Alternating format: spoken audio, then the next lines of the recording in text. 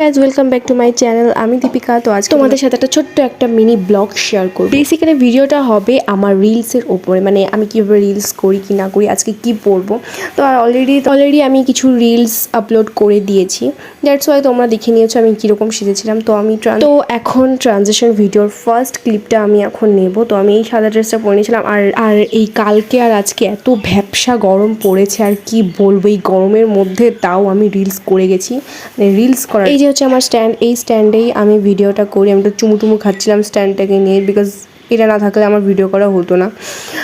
তো এই যে আমার পুরো ফুল ফাইনাল লুকটা দেখিয়ে দিচ্ছিলাম, যে ঘুম থেকে উঠে আমার যেমন বেনি করা ছিল ঠিক সেরকমই রয়েছে চুল। আমি কিচ্ছু মাথা আঁচড়ানি না ধরেছি। আমি ভেবেছিলাম যতক্ষণ না রিলস করবো ততক্ষণ না চুলটা বেনি খোলা। This is my final look. So guys, তোমাদের ফাইনাল লুকটা কেমন লাগলো অবশ্যই কমেন্ট করে জানিও। সো গাইজ, আজকে এতটাই গরম পড়েছে, আজকে হয়তো সেই 42 ডিগ্রি গরমই ছিল। তো আমি তার মধ্যে দিয়ে রিলস করেছি, কারণ আমার রিলস আগে, কারণ আমার অ্যাকাউন্টে রিচ কমে যাচ্ছে। সো গাইজ, তোমার ভিডিওটাকে ভালো লাগলে অবশ্যই লাইক কমেন্ট শেয়ার সাবস্ক্রাইব করে দিও। বাই না, আরও অনেক কিছু দেখতে হবে।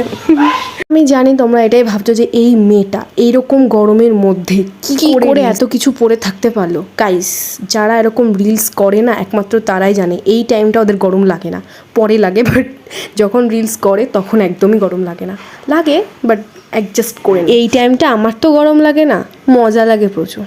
কি বলবো, তোমাদের এটাই ধারণা, তাই সেই জন্যই বললাম।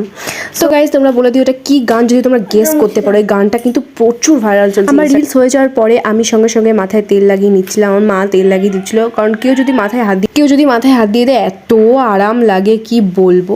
তো তারপর আমি মাকে বলছিলাম যে কি তেল নিচ্ছিলাম একটু দেখাও। এই তেল নিলে নাকি চুল বড় হয়ে যায়, তো আমি সেই লোভে আমি এই তেল নিয়েছি। তোমরা একটু বলো এই তেলের কোনো সাইড এফেক্ট আছে কিনা। তো আমি তারপর আমি এক ঘুম দিয়ে আমি স্নান করতে ভুলে গেছিলাম। তারপর আমি 3টের সময় গিয়ে স্নান করলাম। তো স্নান খাওয়া দাওয়া করার পরে আমি একটুখানি পড়াটা মুখস্থ করে দাদার কাছে পড়তে চলে গেলাম। এবার বেশি দূরে পড়তে যাই না, আমাদের বাড়ির সামনে একটা কোচিং আছে, আমি সেখানেই পড়তে চাই। তো তাড়াতাড়ি আমি পড়ে চলেই এসেছিলাম বাড়িতে। এখন বাজে 7টা। তো তারপরে আমি আবার বাড়ি এসে পড়তে বসেছিলাম। তো এই যে আমার অনেকেরই ধারণা যে আমি পড়তে বসি না, তো আজকে একটু দেখে নিই আমি পড়তে বসি কি বসি না। তো গাইস, আমাদের ভিডিওটা ভালো লেগে থাকে অবশ্যই like comment share subscribe follow করে দিও। বাই।